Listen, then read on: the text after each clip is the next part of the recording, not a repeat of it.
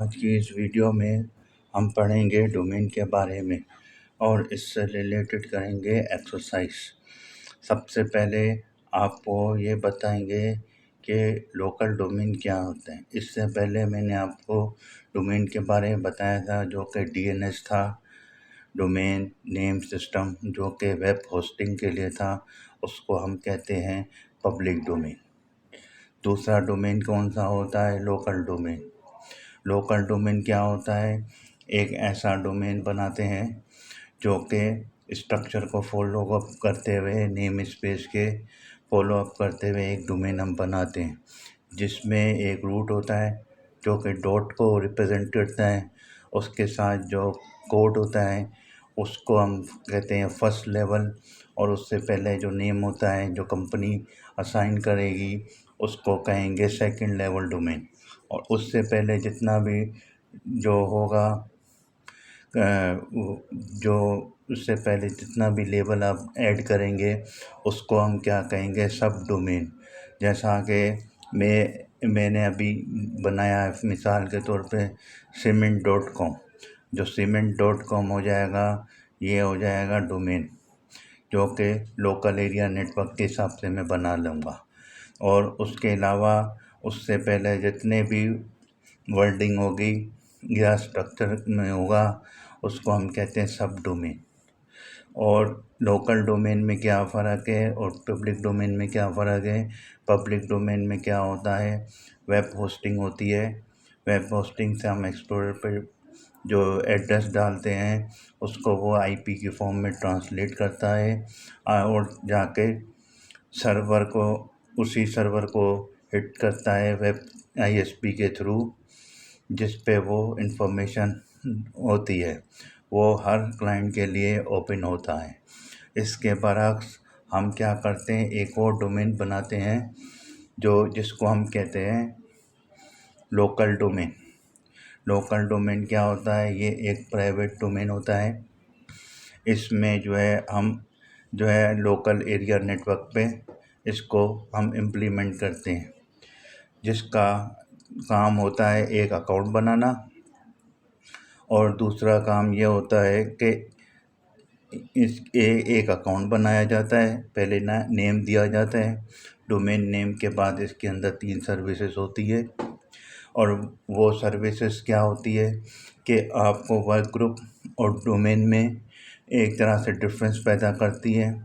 Domain में क्या होता है कि हम एक सेंट्रलाइज तरीके से ऑर्गेनाइजेशन में नेटवर्क को इस्टेब्लिश करते हैं। जैसा कि वर्क ग्रुप में हमने देखा, पिछली क्लासों में हमने वर्क ग्रुप पे शेयरिंग की, तो मैंने क्या किया, एक फ़ाइल ली, उसको शेयर किया, वो सब में शेयर हो गई। उसमें कोई सिक्योरिटी वगैरह नहीं लगी थी। अगर मैं एक पे सिक्योरिटी लगाऊं तो सब पे हो जाती। तो अब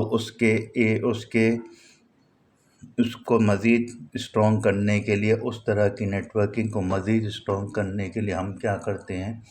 एक डोमेन बनाते हैं।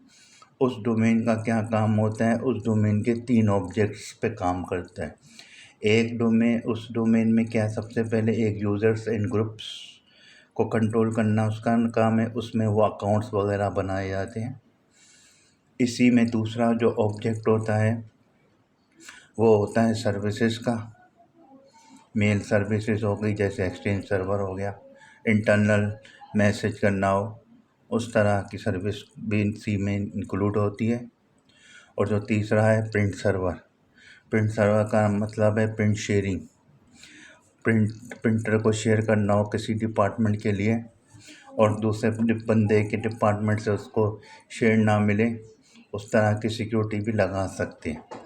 लोकल वर्क ग्रुप में क्या होता है कि हमने एक को शेयर किया प्रिंटर, वो सब में ऑटोमेटिकली आ जाते हैं। कहने का मकसद है कि जब भी वर्क ग्रुप में हम नेटवर्किंग करते हैं कि नेटवर्किंग में क्या होता है कि अगर आपके पास 6 या 7 या 10 यूज़र हो तो उसको मैनेज कर सकते हैं इजीली। अगर इससे ज़्यादा हो जाए तो ये कॉम्प्लेक्सिटी पैदा हो जाती है। इसलिए हम उसकी जगह क्या करेंगे? एक डोमेन बनाएंगे जिसमें जिसके 3 ऑब्जेक्ट्स होंगे। एक ऑब्जेक्ट होगा यूज़र ग्रुप का, दूसरा होगा प्रिंटर सर्विस का, तीसरा होगा एक्सचेंज सर्वर मेल का। फिर उसके बाद हम पढ़ेंगे इसके फंक्शंस को। इसका फंक्शन क्या होता है, इसमें जो है ना, जब भी लोकल बनाएंगे इसमें 2 रोल चलेंगे। एक चलेगा डीएनएस, जिसको हम कहते हैं लोकल डोमेन डीएनएस, और एक होगा इसके साथ एक्टिव डायरेक्टरी। ये दोनों मिलके 2 रोल्स जब मिलके इंटीग्रेट करके जो डोमेन सर्विस प्रोवाइड करेंगे वो कहलाएगी लोकल डोमेन। लोकल डोमेन में क्या होता है, एक एक्टिव डायरेक्टरी होती है, वो क्या यूज़र रिक्वेस्ट भेजता है, रिक्वेस्ट भेजा, फिर ये डोमेन कंट्रोलर पे गया। क्योंकि सबसे पहले जब भी हम डोमेन में क्लाइंट को एक्सेस देंगे, उससे पहले हम सर्वर पे जाते हैं। एक्टिव डायरेक्टरी यूज़र्स और ग्रुपों में एक लिस्ट बनती है, उसको कहते हैं अकाउंट्स। उसका अकाउंट क्रिएट करेंगे, फिर यूज़र जो है, फिर उसका डिपार्टमेंट में उसको ऐड कराएंगे। फिर यूज़र जो है नेटवर्क के थ्रू इसको रिक्वेस्ट भेजेगा, अगर ये अकाउंट उस पर एग्जिस्ट करता होगा, फिर उधर से एक्टिव डायरेक्टरी जो कि अकाउंट लिस्ट बनेगी उसको मैच करेगी, मैच करते हुए रिप्लाई देगी। अगर तो यूज़र एग्जिस्ट होगा तो रिप्लाई आ जाएगा जी लॉगिन कर लें, अगर नहीं होगा तो वहीं से लॉगिन नहीं होगा। इस तरह के डेटाबेस को हम कहते हैं एक्टिव डायरेक्टरी डेटाबेस, जो कि NTDS फाइल के नाम से जानी जाती है। फिर उसके अंदर हम क्या करेंगे, एक सर्वर को इंस्टॉल करेंगे एज ए ऑपरेटिंग सिस्टम। कोई सा भी आप सर्वर ले लें, लेकिन कम से कम आपको कौन सा लेना पड़ेगा, 2008 स्टैंडर्ड, मिनिमम की बात कर रहा हूँ, मिनिमम 2008 स्टैंडर्ड R2 लें। क्यों, इससे आगे वाले जितने भी सर्वर हैं उसमें ये सेम ही फीचर्स हैं। इसमें ये फीचर्स क्या है, एक्टिव डायरेक्टरी और DNS दोनों के रोल इंटीग्रेटेड हुए हुए। तो अगर हम सिर्फ एक्टिव डायरेक्टरी की भी सर्विस ऑन कर लें तो ये, और उसके बाद एक्टिव डायरेक्टरी भी इंस्टॉल करेंगे तो DNS ऑटोमेटिकली उसमें इंस्टॉल हो जाएंगे, जिससे ये है कि मैनेज करना इजी हो जाएगा। बिल्कुल सेम तरीका है डोमेन बनाने का 2000 सर्वर 8 में भी और 2016 में भी, और इससे आगे 2022 में भी सेम ही तरीका है। मेरे पास हार्डवेयर रिक्वायरमेंट्स मैच नहीं कर रहे थे आगे वाले सर्वर को, तो मैंने 2008 ही किया है। अब इसके लिए क्या होता है कि आपको जब भी सर्वर बनाना हो, उससे पहले इसकी रिक्वायरमेंट के लिए आप वेबसाइट पे माइक्रोसॉफ्ट की चले जाएं, वहाँ पे आप लिख दें सर्वर 2022 की क्या रिक्वायरमेंट है, 16 की क्या है, वो आपको मिनिमम बताएगा। बेहतर हो कि आप उसमें मैक्सिमम करें। क्यों, इन फ्यूचर आपको इसकी सर्विसेज ऐड करनी पड़ेगी और यूज़र बढ़ेंगे। जब यूज़र बढ़ेंगे तो सर्वर पे लोड आएगा, जब लोड आएगा तो आपके नेटवर्क पे लेटेंसी होगी और नेटवर्क स्लो भी हो सकता है। तो उस चीज़ से बचने के लिए आप मैक्सिमम जितना अच्छा हार्डवेयर हो उतना बेहतर है। प्रोसेसर से ज़्यादा रैम पे इसका काम ज़्यादा होता है, तो आपको मेमोरी ज़रूर बढ़ानी है जितनी मैक्सिमम हो सके। R2 2008 के लिए कम से कम 16 GB की रैम मेमोरी बहुत ज़रूरी है, और प्रोसेसर जितना अच्छा हो सके, बोर्ड को सपोर्ट करता हो, वो ले लें। फिर उसके बाद हम डोमेन कंट्रोल बनाने से पहले 2 रोल पे जाएंगे, एक DNS जो मैंने अभी बताया, एक एक्टिव डायरेक्टरी। तो एक्टिव डायरेक्टरी क्या होती है, एक्टिव डायरेक्टरी जो है एक मेन हब होता है किसी भी नेटवर्क को कंट्रोल करने के लिए। जैसा कि कोई भी नेटवर्क हो, बड़ा हो छोटा हो, उसको कंट्रोल करने के लिए आपको एक डोमेन सर्वर बनाना पड़ेगा। उसके अंदर जो सर्विस यूज़ होगी एक एक्टिव डायरेक्टरी होगी, जो कि अकाउंट्स का डेटाबेस को अपने अंदर कंट्रोल में रखेगी। और जिसमें 3 किस्म की सर्विस चलेगी। एक अकाउंट्स हो गया जो कि यूज़र्स और ग्रुप को फॉलो करता है, एक शेयर फोल्डर होगा और उसके अलावा ईमेल सर्विस होगी। ईमेल सर्विस बहुत से ऑर्गेनाइजेशन गूगल क्रोम से एक्सेस करती हैं, लेकिन कुछ ऑर्गेनाइजेशन एक्सचेंज सर्वर से भी करती हैं। जो मैं आपको सिखाऊंगा उसमें शेयर फोल्डर आएगा, और दूसरी सर्विस जो यूज़ होगी वो होगी यूज़र ग्रुप्स की। उसमें मैं डिपार्टमेंट बनाना सीखेंगे, यूज़र्स बनाएंगे, यूज़र्स को सिक्योरिटी लगाएंगे, किस डिपार्टमेंट को क्या एक्सेस देना है, और प्रिंटर शेयरिंग भी सिखाऊंगा, और किस डिपार्टमेंट से प्रिंटर शेयरिंग होगी, किस डिपार्टमेंट को प्रिंटर शेयरिंग नहीं देनी। इस तरह की सारी एडमिनिस्ट्रेशन जो कि सिस्टम एडमिनिस्ट्रेटर का वर्क होता है वो पूरा करेंगे as a local area network पर। फिर उसके बाद मैंने पहले बताया था कि एक्टिव डायरेक्टरी क्यों ज़रूरी है। एक्टिव डायरेक्टरी इसलिए ज़रूरी है जब भी आपके पास बहुत सारे यूज़र्स हो जाएं और उसको कंट्रोल करना मुश्किल हो, तो एक्टिव डायरेक्टरी क्या होती है, उन यूज़र्स को एक ऑर्गेनाइज तौर पे इस्टेब्लिश करती है और ब्लॉक्स बनाती है, जिसको हम कहते हैं ऑर्गेनाइजेशन यूनिट। वो ऑर्गेनाइजेशन यूनिट पे सारे यूज़र्स को लेके एक जगह पे इस्टेब्लिश करती है। जैसा कि सेल्स है, सेल्स के यूज़र एक जगह पे एक कंटेनर में हो जाएंगे, इसी तरह सेल्स के यूज़र्स एक कंटेनर में हो जाएंगे, और इसी तरह आईटी डिपार्टमेंट के यूज़र्स एक जगह, फाइनेंस डिपार्टमेंट के यूज़र्स एक जगह। इस तरह का हम ऑर्गेनाइजेशन यूनिट बनाएंगे, जिससे इजी हो जाता है कि आपको पता चल जाता है कि फाइनेंस में कितने यूज़र्स हैं और कौन कौन है और किस पोजीशन में। सारी डिटेल हम सर्वर में कॉपी कर लेंगे। इसके बाद क्योंकि वर्क ग्रुप में ऐसा नहीं था, वर्क ग्रुप में एक ही यूज़र्स बनता था और एक ही ग्रुप बनता। इसके बाद ये देखें, एक पिक्चर व्यू है जिसमें 3 तरह के मैंने ऑब्जेक्ट लिखे हैं, एक सर्विस, एक यूज़र्स एंड ग्रुप्स, एक रिसोर्सेस। ये पूरा का पूरा कौन एक्टिव डायरेक्टरी इस चीज़ को संभालता है। इसके बाद हम दूसरा रोल यूज़ करते हैं, उसको कहते हैं DNS। एक होता है पब्लिक DNS, एक होता है लोकल DNS। लोकल DNS वो होता है जो कि लोकल एरिया नेटवर्क को में जो अकाउंट्स होते हैं उनकी रिक्वेस्ट जो IP फॉर्म में होती है उसको नेम की शक्ल में कन्वर्ट करके इजीली आपको सर्विस प्रोवाइड करता है। जैसा कि कोई अकाउंट, क्योंकि नेटवर्क जो है सिर्फ IPs को समझता है, क्योंकि ये डेटा फ्रेम की शक्ल में होता है जो कि मैक एड्रेस के फॉर्म में जाता है या बिट्स की फॉर्म में जाता है। वो सिर्फ डेटा IPv4 को जानता है या IPv6 को जानता है, जो कि 32 बिट्स की फॉर्म में डेटा होता है।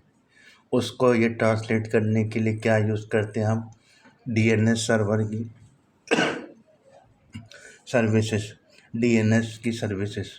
उसका मेन काम यही होता है, जैसा कि वेब होस्टिंग में DNS में हमने क्या किया, वेब पेज में एक वेब पेज लिख दिया, उसको वेब पेज का लिंक लिखा, उसको एंटर किया वेब, फिर उसके बाद जो है वो ऑटोमेटिकली आपको वो पेज किसी भी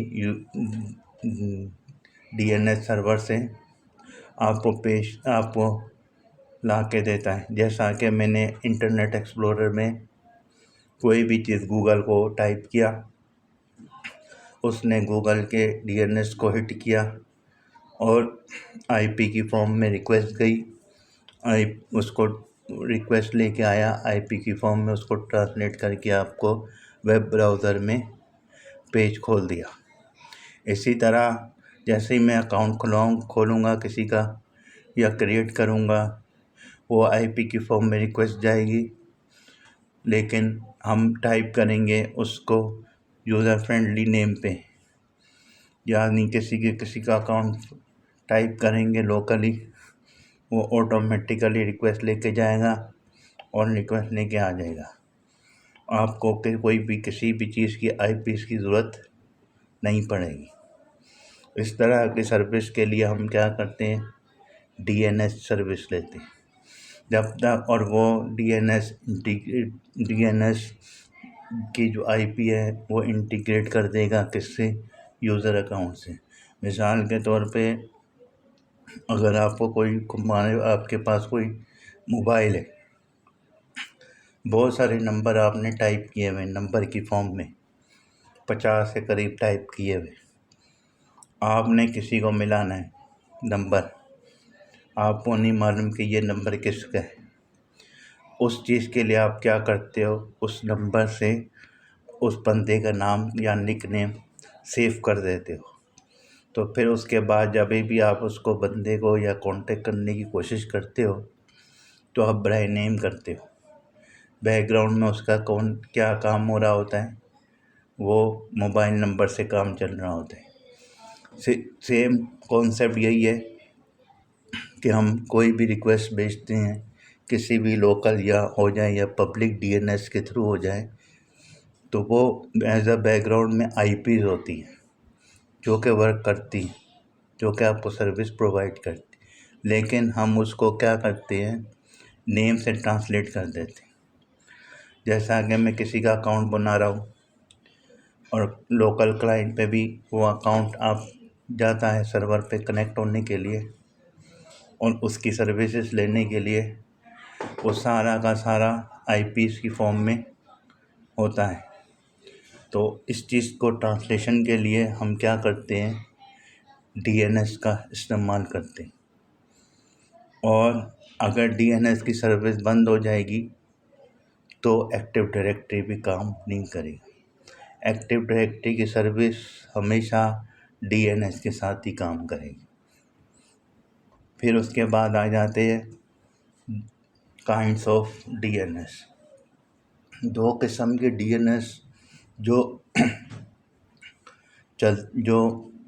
आपको हर नेटवर्क पे मिलेंगे, जो कि बहुत ही कॉमन होंगे, वो होगा, एक होगा डीएनएस, दो किस्म के डीएनएस होते हैं जो कि मेनली यूज़ होते हैं,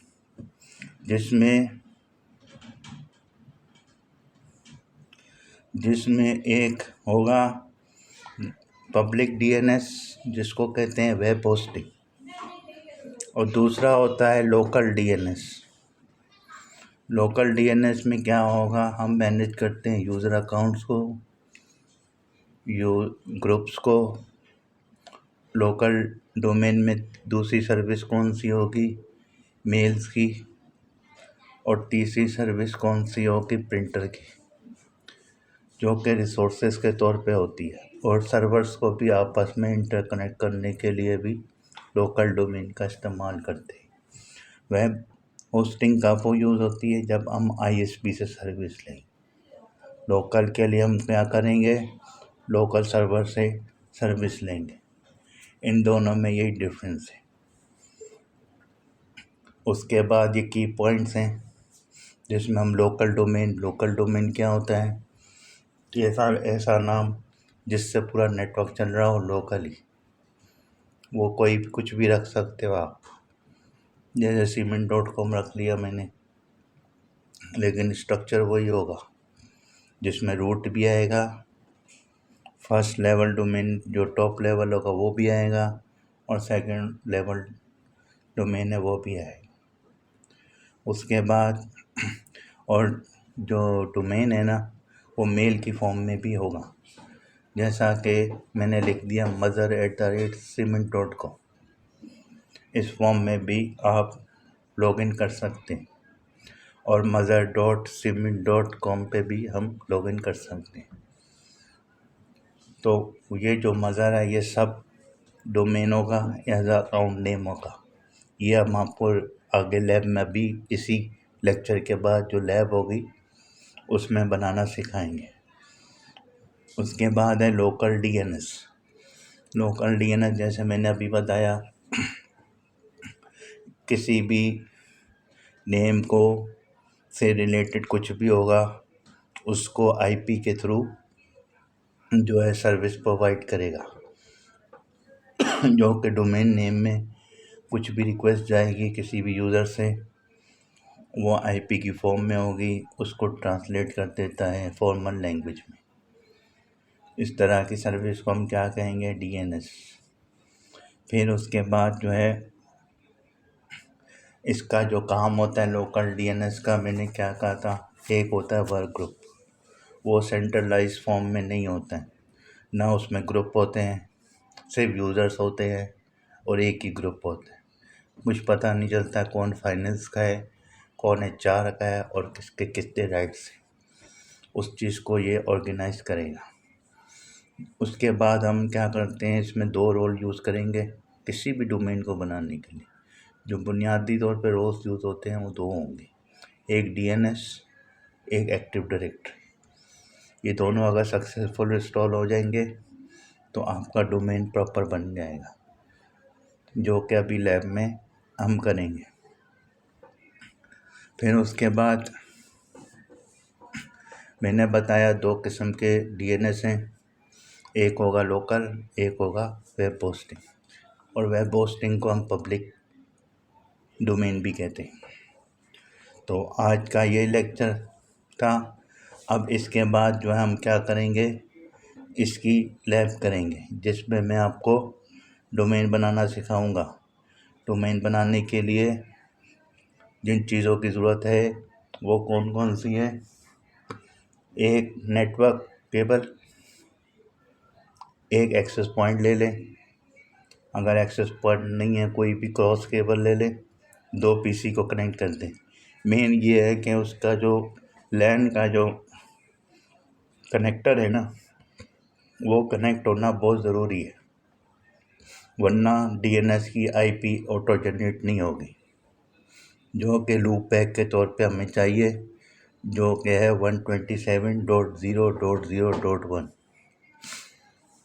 एक एक्सेस पॉइंट लेंगे, एक स्ट्रेट थ्रू केबल लेंगे और एक सर्वर ले लें या हाई कॉन्फ़िगरेशन का कंप्यूटर ले लें, और एक मीडिया सीडी ले लें या यूएसबी में ले लें कोई भी सर्वर।